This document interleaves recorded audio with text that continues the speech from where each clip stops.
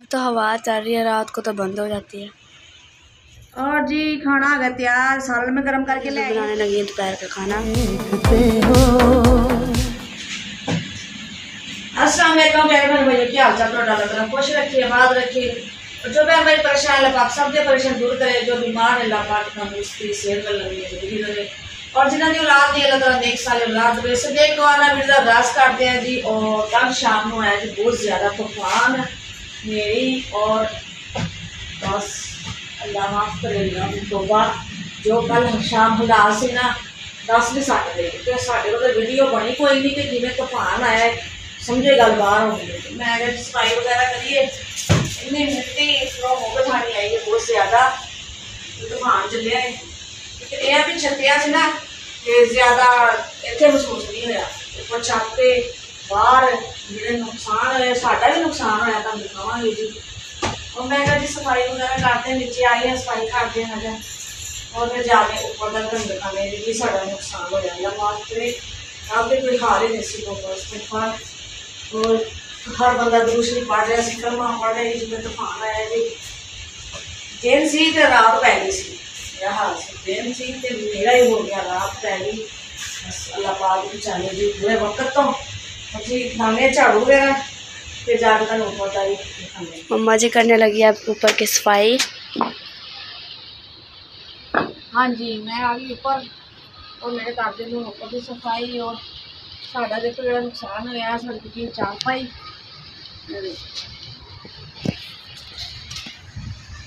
इतने मैं खड़ी की ना, और जो तूफान आया है ना इस तरह डिगी है, पावा ही चूरो चूर हो गया मेरे खाने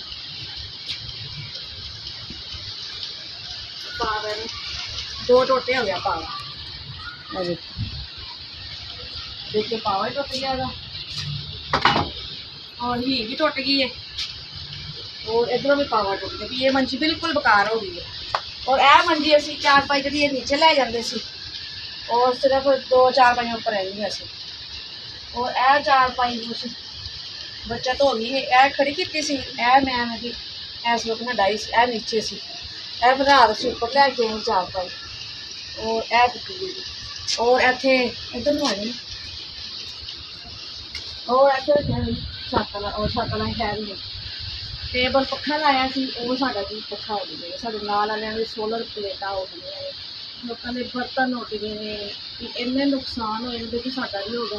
गरीब बंदे वास्ते इन्नी की भी चीज़ ना नुकसान जो बहुत बड़ा नुकसान है। चार पाई टुट गई है, हम साढ़े को दो चार पाई मिलने और अखा ला के सो जाएगा सी, क्योंकि तूफान इन्ना सी कि मौका ही नहीं मिले कोई चीज़ चुकन का। बिस्तरे जोड़े पे सी ना तो सारे उड़ गए, पता नहीं आ दोबारा असी रात नीचे बिस्तरे लै गए। मेरे दो चदर हैं, एक चादर उड़ गई, बिस्तरे उड़ गए, पता नहीं एवें दिन सी एवें दिन सी एवें नेरा हो यकदम नीचे असी ऊपर नहीं सी आ सकते कि इन्ने हवा का तूफान का जोर से उधरों नेरा कि कुछ नज़र ना आए कि कोई चीज़ ऊपरों जाके असी नीचे लाइए। ठक ठक की आवाज़ जिमें पता नहीं की हो गया, तो वही साथ चीज़ा इधर इधर उड़निया इधर डिगनिया आवाज़ा शोर शराबा। जो असी तूफान हटिया है कुछ थोड़ी जी लो लगी है, कोई 15-20 मिनट बाद फिर असी ऊपर आए, बड़े औखे हो गए हवा के ऊपर आके देखा जी चार पाई नीचे है नहीं है, नाल देने सोलर प्लेटा इतने बनाई असी सारे उड़ के पता नहीं किधर किधर लोगों का समान लिया है, बस कोई समझ नहीं आई। ना माफ करे। और ये वीडियो बनानी सी कुछ होर दूसरे बनाई और कुछ कह नहीं सकते, सानू तो अपनी पै गई कि वीडियो की बनानी। लेकिन ये कि टिकटॉक पर वीडियो चलन दी ने, यूट्यूब पर चलन दी ने, होर देखिए नेरी भी तूफान भी लेकिन साढ़े को नहीं बनती। बिल्कुल डेली इंज परेशान हो गया कि पता नहीं की हो रहा वा। देखो पक्खा ला लेदा सी, बच्चे ला के दे रही हूँ साडा पक्खा ही गया, पता किया इधर उधर, लेकिन पता नहीं चीज़ा गई किधर। अगर किसी के घर भी गई होगी तो कोई दिंदा नहीं। लेकिन हम साया पूछा, मैं कह दी साढ़े अपने बर्तन किसी की उड़ गई, किसी की सोलर उड़ गई है, किसी की कुछ उड़ गई, कोई चीज़ टुट गई है, क्योंकि सानू नहीं पता नहीं थोड़ी चीज़ नहीं किधर चीज़ा दूर दूर तक चल गई, समझ नहीं आई। कोई ऊपर आके देखा तो उधरों लाइट जिमें तूफान शुरू होया लाइट बंद हो, पता नहीं किधर चीज़ा नहीं। अल्लाह वारस है जी, नसीब से होएगी तो अल्लाह पाक दे देगा। ये तो फिर जो नसीब से भी होना भी नहीं होता। कपड़े भी धो लिए। हाँ जी कपड़े धोने नहीं हुई सी वो भी कपड़े कपड़े के नाल ज़्यादा ही गंदे हुए सी।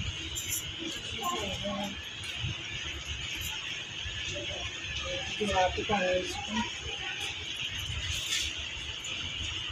तो कहते हैं ना कि अल्लाह ताला दे हुक्म तो बगैर पत्ता भी नहीं हिलता।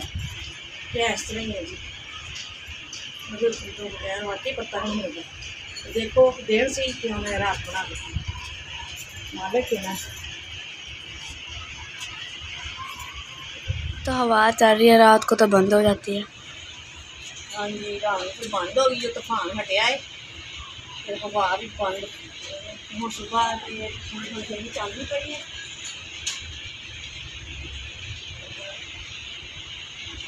ਅਸੀਂ ਕਰਦੇ ਪਏ ਸੀ ਹੁਣ ਤੁਹਾਨੂੰ ਪਤਾ ਕਿ ਬਕਰਾ ਈਦ ਆ ਰਹੀ ਹੈ ਔਰ ਮੈਂ ਕਿਹਾ ਚਲੋ ਬੱਚਿਆਂ ਦੇ ਕੋਈ ਕੱਪੜੇ ਦੇ ਇੰਤਜ਼ਾਮ ਕਰਦੇ ਤਿਆਰੀ ਕਰਦੇ ਆਂ ਜੀ।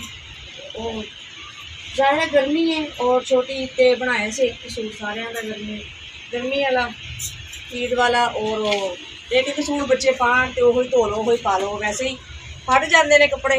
और मैं चलो बकरा ईद है चलो कपड़े इन्होंने बच्चों को सूट बना के देवांगे सोचते पे सी तो कम कुम तो अजे है नहीं कोई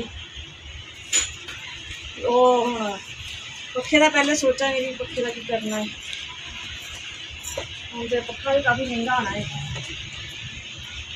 इंसान देखो सोचता कुछ है होंदा कुछ है क्योंकि मैं परेशान से नदीम कहने लगे क्यों परेशान हो गए जो नसीब में है ना जो नसीब से लिखा है ना होना भी परेशान हो के भी कुछ नहीं होगा लेकिन वक्ती तौर पर परेशानी तो होंगी है।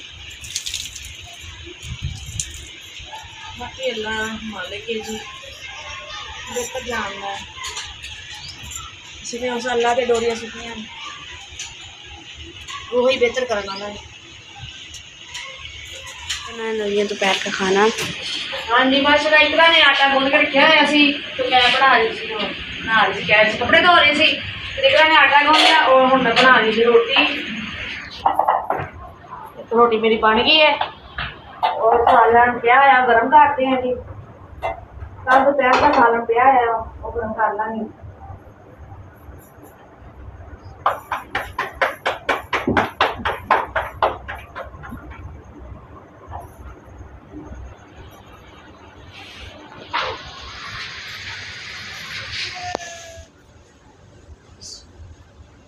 और जी खाना बन गया है सालन तो पिया है सी वो गर्म कर लिया मैं जी साढ़े हलवावां का सालन बनाया है और अज रोटी आज जिस भैन भाई ने खानी है।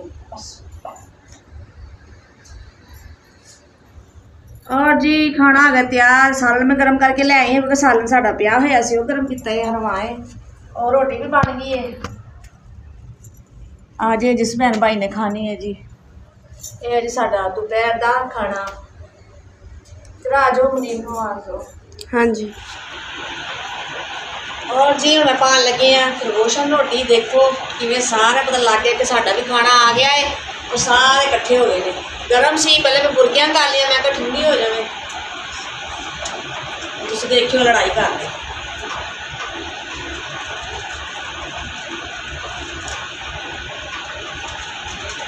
ये शुक्र है भी रोटी भी खा लेंगे हर चीज़ खा लेंगे ने हम पट्ठे वगैरह नहीं मिलते तो फिर रोटी वगैरह पा दी दी खा लेंगे।